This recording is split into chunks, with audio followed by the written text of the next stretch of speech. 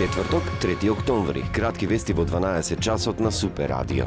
Денеска се навршува 29 години од неуспешниот атентат врз Киро Глигоров, поранешниот председател на Република Македонија. Тој го преживеа атентатот со тешки повреди на главата, а загина неговиот возач Александар Спировски. Нападот беше извршен со автомобил бомба Citroen Ami-8 на 3 октомври 1995 година на улицата Македонија пред хотелот Бристол во Скопје, кога Глигоров со службено возило се движеше од неговата резиденција на работното место во Собранието на Република Македонија. Во тек се археолошки истражувања на Самуиловата тврдина. Оваа година во тимот беа вклучени студенти од Универзитетот Гете од Франкфурт, како и факултетот Саутемптон од Обединетото кралство. Фокусот беше ставен на новооткриената некропола од 12-тиот век, фамилиарната доцно античка гробница, како и анализата на фрагменти мозаик пропратени со архитектонски градби во јужниот дел од цитаделата, информираат од Завод и музеј од Охрид. Најавија дека тимот ќе биде проширен со уште студенти од овие универзитети.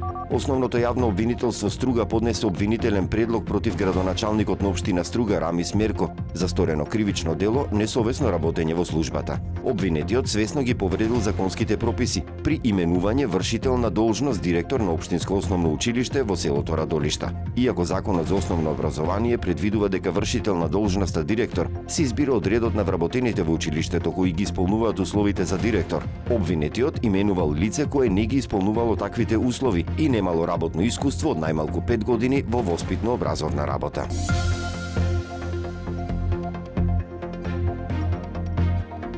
Времето денес сончево со мала до умерена облачност, максималната температура во Охрид до 23 степени. Повеќе информации на ohridpress.com.mk.